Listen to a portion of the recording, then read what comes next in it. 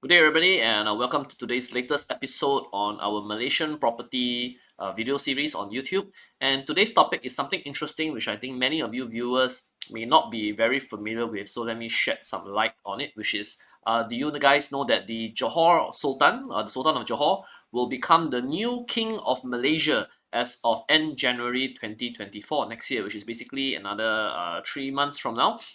He is the Sultan of Johor, basically becomes the Agong in Malaysia. We call this the Agong. He is the which is the actually the head of the country, Malaysia, and he will start his term for 5 years, starting end of January 2024. The Sultan of Johor. Now, how much does this relate to real estate in Malaysia or property in Johor? Right? I think it's a debatable and can it's something to argue and discuss. Okay, but I think a lot of people look at it as a positive thing for Malaysia and Johor, due to the nature of the Sultan of Johor, His Majesty, and how he works and things. Okay, so let me start this video with a bit of explanation of how the Malaysian royalty, the Agong system or the King of Malaysia system works in Malaysia. Malaysia practices a rotation system for the head of the country, which is the Agong of Malaysia, the King of Malaysia. Now, Malaysia, we have, I think, 9 states that have sultans, right, which is the king of the state, right? And the 9 states basically have a rotation system every 5 years. So the sultan of each of these 9 states, they take turns every 5 years to become the king of Malaysia. So the king of Malaysia is a constitutional monarchy, which means that the king doesn't have a lot of direct power, right? He is in certain ways ceremonial. In certain ways, he acts as a check of balance. He is the official head of religion, right, for Malaysia, right? And actually, all laws that are passed in the parliament, by right, they have to be stamped of approval by the Agong himself. But of course, if the Agong don't stamp, actually the parliament can still put into law lah. So actually, his stamp of approval is not 100% necessary, but as a procedure, all laws actually have to be seen by the Agong before they are approved, right, or put into legislature, right? But yeah, again, technically they can bypass him if he doesn't agree. So what happens is it's a 5 year rotation system between the 9 states in Malaysia. Now, the current Agong is the Sultan of Pahang, and basically his term ends in January 2024, and the Sultan of Johor will take over for the next 5 years until 2029, right? Yeah. So some of you may say, Ryan, so what's the point of the Agong, right? Is he like the Singapore president? Exactly what does he do? Yeah, so similar to the Singapore president, right? The Singapore president actually, in a sense, is also meant to act as a check and balance, right? And I think in Singapore, the Singapore president has some control over the use of reserves, right? The country's financial reserves. Now, in Malaysia, the Agong has a different role. I mean, he doesn't control over the financial reserves. He is, like I mentioned earlier, the head of religion, the head of Islam, for Malaysia, and of course, all laws have to be seen by him before they go into practice, right, into legislature, right. So, but generally speaking, the most important thing that the Sultan or the Agong act, right, in Malaysia is that they are formed as check and balance, because they are not subject to electoral whims, right? You don't vote for the royalty. Royalty is already there, right? It's a hereditary system, passed from father to son and so on. So they don't have pressure to win popular votes, right? The royalty, and because of that, they can act as a true independent voice, right, on the wishes of the people or the country. So in one sense, in a major sense, I think that is the biggest contribution that the Agong or the royalty in Malaysia play, because they are not subject to electoral pressure, right, by other politicians. And I think the Sultan of Johor, where he stands out among other royalty, I think is his outspokenness, right? I think for those of you who watch the news, I think you've probably seen the Sultan of Johor comment on many topics relating to Malaysia, relating to Johor, relating to relations with Singapore. I think the Sultan of Johor is arguably probably the most outspoken royal, right? Many royals can remain quiet or turn a blind eye and don't care, right? But I think, or just take care of matters within the state, play a very minor role, right, or play a very ceremonial role. But I think the Sultan of Johor and also his son, the Tengku Mahkota Johor, fondly called the TMJ, the two of them have been very known to be very outspoken on issues relating to governance of this country. So I think we will see that when the Sultan of Johor becomes the Agong, I think he will continue to do this, right? And play a very more active role, right, in the issues of the country. Now, some of you may ask, can he do that? Should he do that? I think can and should are the two things, right? Does he have the political right to make changes directly to the ruling? Of course not. I mean, like I said, he's a constitutional monarch, right? He doesn't actually control or govern the country directly. But as the head of the country, right, he can definitely influence through popular opinion or influence the government, right, through the prime minister or the ministers, right, because he has a direct ability to talk to them, right. Through that position, he can influence. How much they listen to him is another story, whether they listen to him or don't listen to him, right. That can be debated, right. They don't have to, right, by right, right. But because of his position, he's in a situation to do much more than probably the average citizen in Malaysia can do. So the Sultan of Johor becomes the Agong of Malaysia at a fairly interesting time, not only for Malaysia but also for Johor as well. I think right now in the political scene of Malaysia, we have Dato Sri Anwar Ibrahim as the Prime Minister of Malaysia. And the good news is that PM Anwar does have a clean 4 years still in his time to run the country. So he has the next 4 years before a general election. So 4 years is a quite a long time. So in 4 years, he can do a lot of things to improve the country's situation. He doesn't have any political pressure in that sense. PM Anwar Ibrahim. I think the negative is that, of course, Malaysia still has quite a lot of challenges to overcome, right? And the situation that Malaysia is in is not easy. But I think a lot of people find this combination of the Sultan of Johor and PM Anwar Ibrahim is a very interesting combination. The two of them somewhat, mavericks in a sense, right? Sultan of Johor being very maverick, very outspoken. PM Anwar Ibrahim, of course, faced tremendous political challenges in his career, right?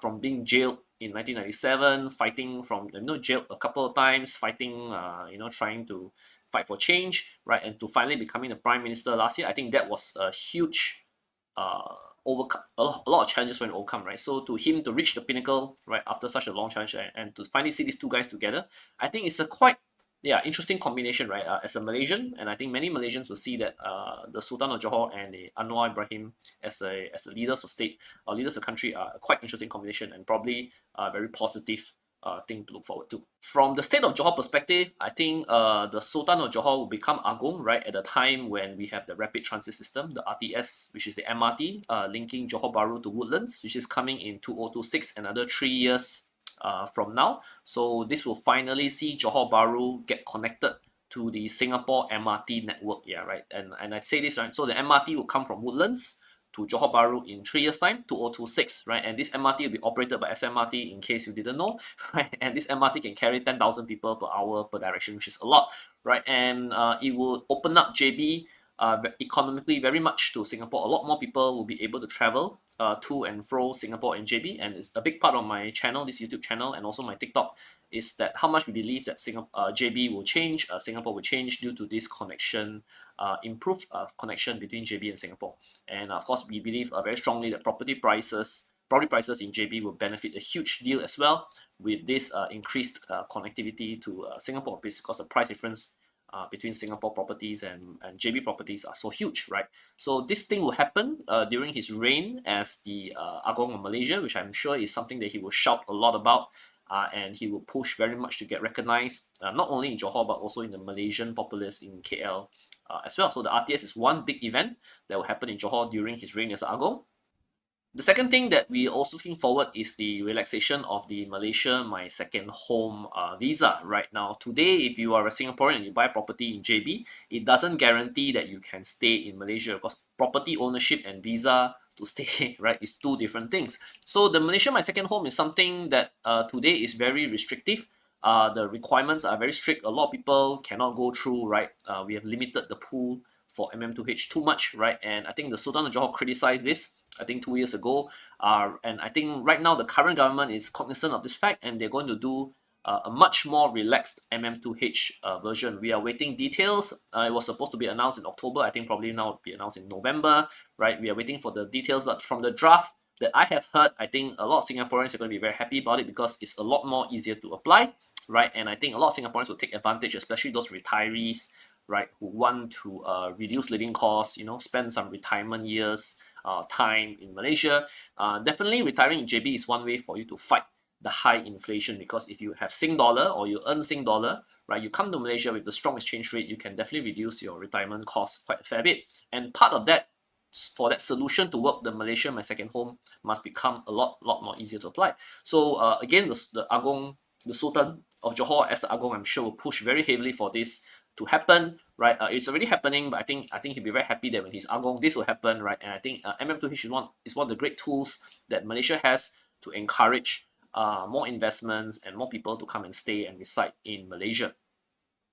So watch out for the upcoming MM2H changes. I think once that comes out, I will definitely do a video on that to explain how much this MM2H will help you guys as Singaporeans who want to retire or reside in Malaysia. Third is the special economic zone between the Singapore and Malaysian governments. Actually, today, as of the time I'm recording this video, the Prime Minister Anwar Ibrahim and much of the Malaysian cabinet, they are in Singapore today for a discussion with the Singapore cabinet, with the Singapore government, on some terms, including the special economic zone. Right now, this special economic zone is something we understand it to be somewhere in Iskandar Puteri, which is the area nearer to Second Link, right? But we don't know whether it will cover other parts of Johor as well. It probably will, right? Where the Singapore and Malaysian governments are going to work together to create some benefits for businesses and people to reside or work here. The details we don't have yet very much at this point in time.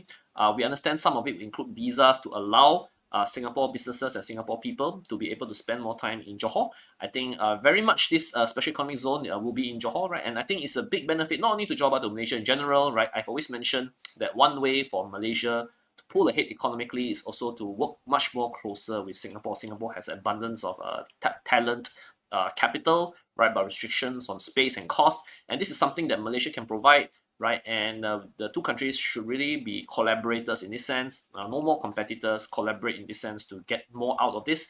And the special economic zone is one way to do that. So let's hope to hear more news on the special economic zone soon. In the next few days, weeks maybe, right? And again, with Johor Sultan as king, I think this is also something that he's very much looking forward to and will push very strongly for.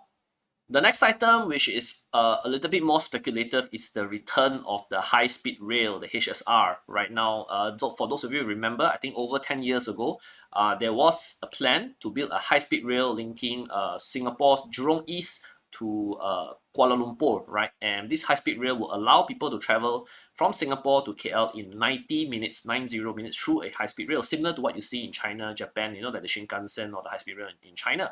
So this plan was discussed in many times, but it was cancelled in 2020 by the previous Malaysian government. They paid Singapore a compensation about 100 million Singapore dollars, right? And but now there is talk, right, or there is a proposal at least to revive the high-speed rail. We know for sure that a lot of the engineering companies and the infrastructure companies in Malaysia, they are coming out with new proposals to the Ministry of Transport in Malaysia on how to redo this high-speed rail, and different terms, because I think the Malaysian government, they're trying to avoid the debt on it, so they try to get it privately funded.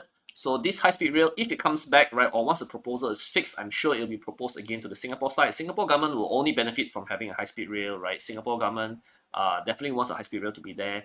The land in Jurong East for the high-speed rail hasn't been touched, right? It's still there, right? So I'm sure they want it to happen, right? And if the high-speed rail does come back, which probably, if we hear about it, will be next year at earliest, right? And the high-speed rail will definitely ignite a lot of interest again, especially in Iskandar Puteri side, if this links together as well with the special economic zone that I was mentioning earlier. So this is a bit more speculative and probably a little bit more down the road.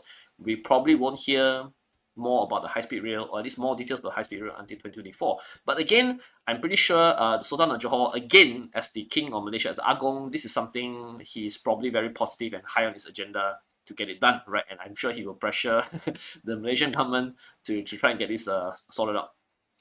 And finally, of course, Malaysia government, I think for those of you who watch the Malaysian budget, I think there are a few things that are on the priorities of the current Malaysian government, PM Anwar Ibrahim and team. I think first of all, there's a plan to have this massive renewable energy program, right? So not only from consumers, but also at a national level, right? A lot more usage of solar power, because Malaysia, at this weather, we have a lot of solar energy to exploit. And I think these are some things they're trying to get it done, only in the hands of consumer also to sell back energy from their rooftops to the energy grid. These are things in discussion, right? There's also another discussion going on removal of subsidies, because I think Malaysia today we have quite a lot of subsidies that add to the financial bill of the country. So subsidy bill will be targeted. That means they only give subsidies to the middle and lower income. So details of this, I think we will only probably hear about it next year. But this will probably lead to some inflation in Malaysia, right? Because the other thing that will happen in Malaysia next year is also that the SST, right, the sales and service tax, will be increased from 6% to 8%. So Singapore has a GST increase right next year. So GST Singapore next year become 9%. Malaysia SST will from 6 to 8 starting next year, right? And I think this needs to be done because the Malaysian government has been running a deficit for I think quite a long time now. And part of Anwar Ibrahim's achievements in those days when he was a finance minister, I think over 20 plus years ago, was that the Malaysian finances actually were very good at the point in time. So I think he wants to reduce the country deficit to a much smaller percentage, eventually get it back to zero. I think if he can get a positive budget right before the next election, I think that's a major win for him. But I think baby steps. So I think the SST increase is part of what's happening. But I think definitely Malaysia will experience some inflation as a result. Subsidy removal or targeted subsidy plus the increase in SST. So Malaysia will probably be a bit more expensive next year. But I think bopian. I think something I tell people around the world today. I think you think Singapore got inflation, Malaysia has inflation, whole world has inflation. All right, you tell me which part of the world doesn't have inflation today. But I think again, one benefit of being a Singaporean trying to spend more time in Johor is that you are close by and you can use your strong currency exchange to beat down some of these effects of inflation, which I think is a very big point for our YouTube channel and what we're trying to preach over here. So that's it for my sharing. I hope you guys found this video informational, and like I said, it's something that probably a lot of Singaporeans are not familiar how the Agong system works in Malaysia. If you have any questions, feel free to let me know, or if you have any questions or topics about the Malaysian economy or Malaysian politics in general, maybe this video or this episode is the one for you where you can ask me these questions, right? And thank you very much, and hope to see you guys soon in other YouTube videos in the future. And if you do like our content, do like this video, share and subscribe to your friends and family and your friends who might be interested in how to spend more time in Malaysia, buy properties in Malaysia, retire in Malaysia, fight inflation through retirement in JD. And thank you very much. Bye bye.